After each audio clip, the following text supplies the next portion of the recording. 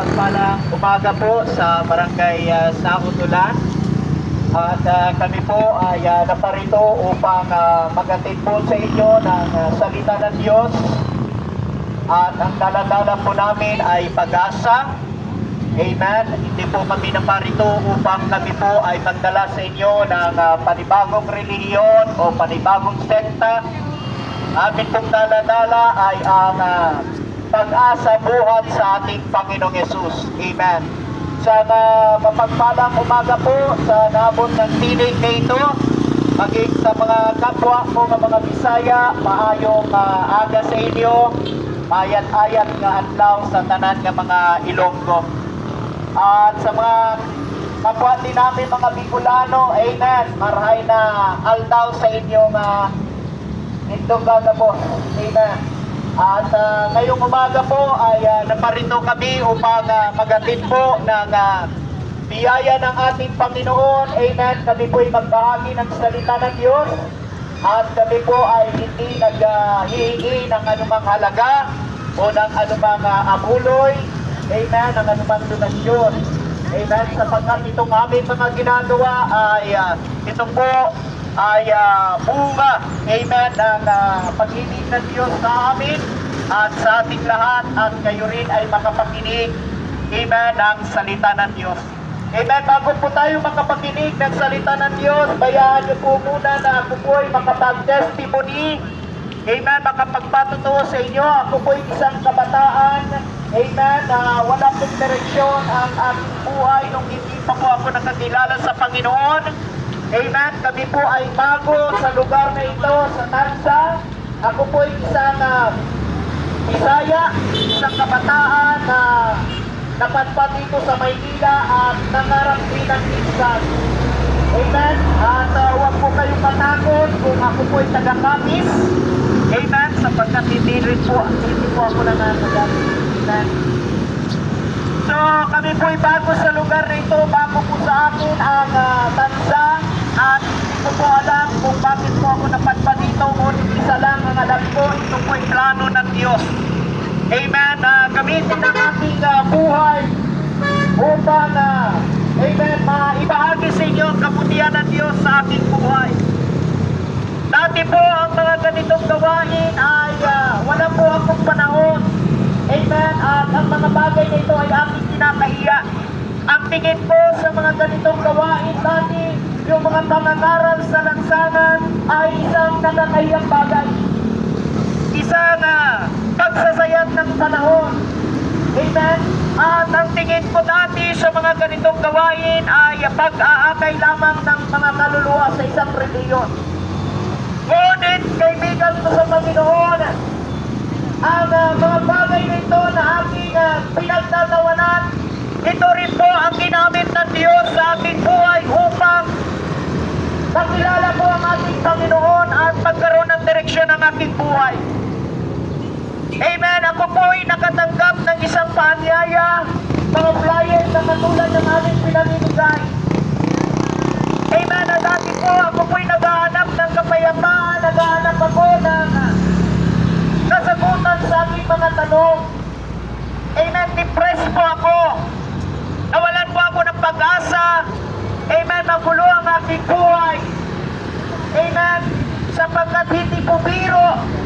Amen. Ang mamuhay mag-isa dito sa Maynila, lalo na malayo ka sa iyong mga mahal sa buhay.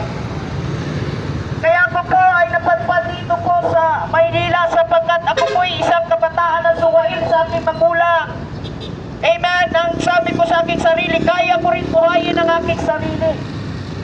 Ayaw ko makinig sa aking magulang, ayaw ko makarinig na ako ay pinagsasabihan, kaya ako po ay naglayas mula Capiz. Pero hindi po madali ang buhay dito sa Maynila sapagkat lahat ng bagay kailangan kong bilhin. Wala akong pananalapi, kailangan kong magtrabaho, kailangan kong magbanat ng buto, at hindi ganun kadali. Kaya nawalan po ako ng pag-asa sa aking sarili, sa aking buhay. Nagtatanong ako kung may Diyos nga ba, bakit ako nakakaranas ng ganito? Ngunit salamat sa Panginoon. Amen. Na mga ganitong bagay, ang pangangaral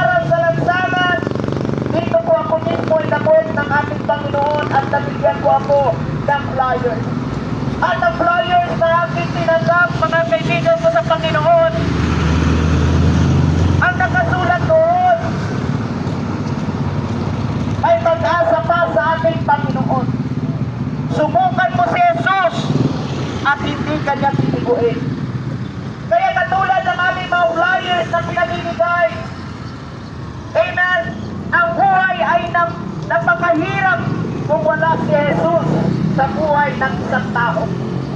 Totoo po yan. Napakahirap po ng buhay ng isang tao kung wala si Jesus.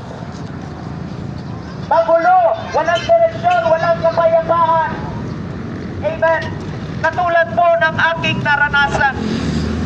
Kaya ang sagot ko, kaibigan ko sa Panginoon, amen, ang Panginoong Jesus. Ang pagkikipagrelasyon sa ating Panginoong Jesus. Kaya kami po ay tinatawag na mga born again Christian. Ang pagiging born again ay hindi po ito isang reliyon o panibagong sekta o panibagong paniniwala. Kundi ang pagiging born again, ito po ay pagbabago ng buhay, pagtalikod sa iyong nakalipas na kasalanan, pagtalikod sa bisyo, kasalanan, pagbabago. Amen. Yung dati mong pagkatao ay wala na.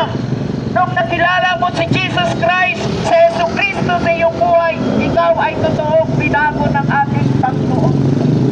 Kaya salamat sa Panginoon at binago niya ang takbo ng aking isipan. Nagkaroon ako ng confidence sa aking sarili. Nagkaroon ako ng tiwala at pananalig sa ating Panginoon. Na tunay nga na may Diyos na buhay. Amen. Nung simula po ako nakakilala sa ating Panginoon, nagbago po ang takbo ng aking buhay. Hindi na po katulad ng dati. Amen. Ang himala ng Diyos at kamay ng Diyos ay aking karanasan ng simula po na tinanggap ko ang ating Panginoon at pinagsaksihan ko yung aking mga nagawang pagkakasala. Amen. At nabuhay po ako. Amen. Na mayroong Kristo sa ating buhay. Kaya salamat po sa Panginoon. Amen. Na dati po binabaliwala ko ang ganitong pangangaral at kinakahiya ko. Pero dito po ako nabago ng ating buhay. Ikaw, kaibigan ko sa Panginoon, marahil naranasan mo rin ang aking mga naranasan. Wala pong imposible sa Panginoon kung pakikinggan mo ang kanyang paanyaya. Amen. Ang kanyang imbitasyon ngayong umaga.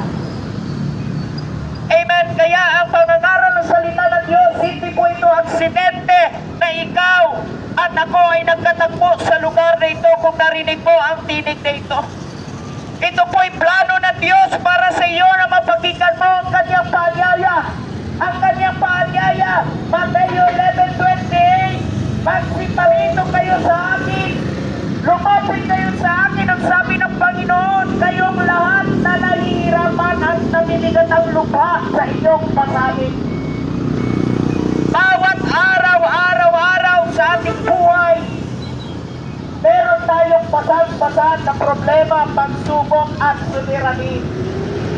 Minsan hindi na natin nakakayanan, mamimigat, nag-iisip tayo, nagtataka tayo, nawawalan tayo ng pag-asa. Amen. Kaya ang mga tao ay nakakaranas ng depresyon, lalo na ang mga kabataan. Amen. Kaya ang buhay po, mga kaibigan ko sa Panginoon, ay mahirap kung wala si Jesus sa kanyang buhay.